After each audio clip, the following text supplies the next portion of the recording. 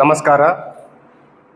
ಈ ದಿನ ತಮಗೆ ಕರೆದಿರೋ ವಿಚಾರ ಏನಂತಂದರೆ, ಯೂನಿವರ್ಸಿಟಿ ಪೊಲೀಸ್ ಸ್ಟೇಷನ್ ಇನ್ಸ್ಪೆಕ್ಟರ್ ಮತ್ತು ಅವರ ತಂಡದಿಂದ ಒಂದು ಉತ್ತಮ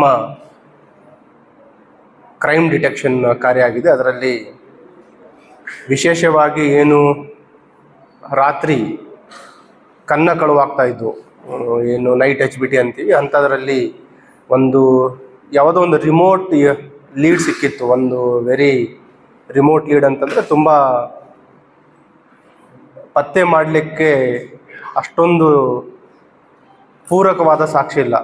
ಅಂಥ ಒಂದು ಲೀಡ್ ಇದ್ರೂ ಕೂಡ ಇನ್ಸ್ಪೆಕ್ಟರ್ ಮತ್ತು ಅವ್ರ ತಂಡ ಆರೋಪಿಯನ್ನು ಬಂಧಿಸುವಲ್ಲಿ ಯಶಸ್ವಿಯಾಗಿದ್ದಾರೆ.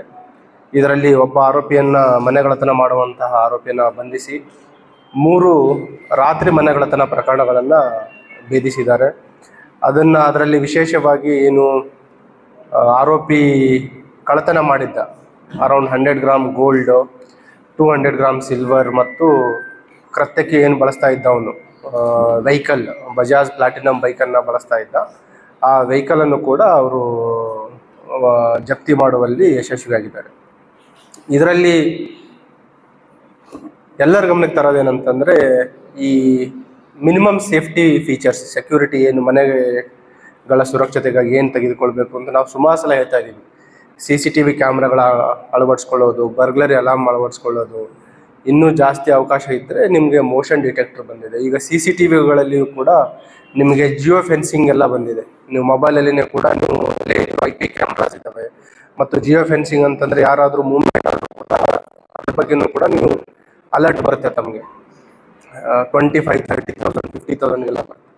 ಈ ಪ್ರಕರಣದಲ್ಲಿ ಏನಾಗಿತ್ತು, ಒಂದು ಮನೆಗಳತನ ಪ್ರಕರಣದಲ್ಲಿ ಒಂದು ಸಸ್ಪೆಕ್ಟ್ ವೆಹಿಕಲ್ ಹೋಗುತ್ತೆ. ಅದರಲ್ಲಿ ಒಂದು ಡ್ಯಾಮೇಜ್ ನಂಬರ್ ಪ್ಲೇಟ್ ಇರುತ್ತೆ ಮತ್ತು ವೆಹಿಕಲ್ಗೆ ಇಂಡಿಕೇಟರ್ಸ್ ಇರುತ್ತೆ, ಸೈಡ್ ಇಂಡಿಕೇಟರ್ಸ್, ಅದರಲ್ಲಿ ಬೇರೆ ಥರದ ಒಂದು ಯೂನಿಕ್ ಆಗಿರುವಂಥ ಇಂಡಿಕೇಟರ್ಸ್ ಹಾಕಿರ್ತಾರೆ. ಆ ಒಂದು ಕುರುವಿನ ಮೇಲ್ಗಡೆ ಇದನ್ನು ನಿರಂತರ ಕಾರ್ಯಾಚರಣೆ ಮಾಡಿ ಆರೋಪಿಯನ್ನು ಪತ್ತೆ ಹಚ್ಚುವಲ್ಲಿ ಯಶಸ್ವಿಯಾಗಿದ್ದಾರೆ. ಮತ್ತು ಆರೋಪಿಯನ್ನು ಪತ್ತೆ ಹಚ್ಚಿದಾಗ ಆರೋಪಿ ಹಿನ್ನೆಲೆಯನ್ನು ಪರಿಶೀಲನೆ ಮಾಡಿದಾಗ ಫಸ್ಟ್ ಟೈಮ್ ಅಫೆಂಡರ್, ಅವನು ಇತ್ತೀಚೆಗೆ ಇದೇ ಪ್ರಥಮ ಬಾರಿಗೆ ಪೊಲೀಸ್ ಬಲೆಗೆ ಬಿದ್ದಿರುವಂಥದ್ದು. ಮತ್ತು ಅವನ ಮನೆಗಳತನ ಮಾಡಲಿಕ್ಕೆ ಯಾಕೆ ಈ ವೃತ್ತಿಗಿಳಿದಿದ್ದು ಅಂತ ಕೇಳಿದಾಗ, ಬೇಸಿಕಲಿ ಮನೆಯ ಒಂದು ಫೈನಾನ್ಷಿಯಲ್ ಪ್ರೆಷರ್ ಮತ್ತು ಅದ್ರ ಜೊತೆಗೆ ಸಾಲದ ಬಾಧೆ ಇತ್ತು. ಆ ಸಾಲ ತೀರಿಸಲಿಕ್ಕೆ ಮತ್ತು ಮನೆಗೇನು ಹಣದ ಒಂದು ಅವಶ್ಯಕತೆ ಇದೆ, ಆ ಒಂದು ಒತ್ತಡಕ್ಕೆ ಮಣಿದು ಇದಕ್ಕೆ ಕೈ ಹಾಕಿದ್ದೇನೆ ಅಂತ ಹೇಳ್ತಾ ಇದ್ದಾನೆ. ಮತ್ತು ಈ ಒಂದು ಮೋಡಸ್ ಆಪರೆಂಡಿ ಯಾವ ರೀತಿ ಮನೆಗಳನ್ನು ಐಡೆಂಟಿಫೈ ಮಾಡ್ತಾ ಇದ್ದ ಅಂದರೆ, ಬೆಳಗಿನ ಜಾವ ಡೇ ಟೈಮಲ್ಲಿ ಎಲ್ಲ ಕಡೆ ಹೋಗಿ ರೆಕ್ಕಿ ಮಾಡ್ತಾ ಇದ್ದ. ಮತ್ತು ನಗರದ ಕೆಲವೇ ಏರಿಯಾಗಳಲ್ಲಿ ಇವನು ಆಪರೇಷನ್ ಮಾಡ್ತಾ ಇದ್ದ. ಎಸ್ಪೆಷಲಿ ನಮ್ಮದು ಮಾಲ್ಗತ್ತಿ ಕ್ರಾಸ್, ಫಿರ್ದೋಸ್ ಕಾಲನಿ ಮತ್ತು ಈ ಹಾಗರ್ಗ ರೋಡ್ ಇದೆ, ಆ ಏರಿಯಾದಲ್ಲಿ ಮಾತ್ರ ಹೆಚ್ಚಿನದಾಗಿ ಇವನು ಆಪರೇಷನ್ ಮಾಡ್ತಾ ಇದ್ದ. ಅಲ್ಲಿ ಇವನು ವಾಸ್ತವ್ಯ ಮಾಡುವಂಥದ್ದು ಮತ್ತು ಅಪರಾಧ ಮಾಡ್ತಾ ಇದ್ದ ಆ ಏರಿಯಾಗಳಿಗೆ ಹತ್ತಿರ ಇರುವಂಥದ್ದು.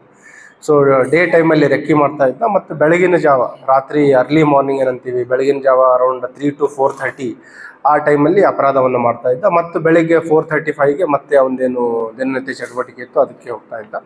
So I appreciate inspector Sushil Kumar ಮತ್ತು ಅವರೆಲ್ಲ ಕ್ರೈಮ್ ಟೀಮಿಗೆ. ಮತ್ತು ಇದರದ್ದು DCP ಕ್ರೈಮ್ ಅವ್ರನ್ನು ಮಾನಿಟರ್ ಮಾಡಿದರೆ ಐ ಅಪ್ರಿಷಿಯೇಟ್ ಹಿಸ್ ವರ್ಕ್.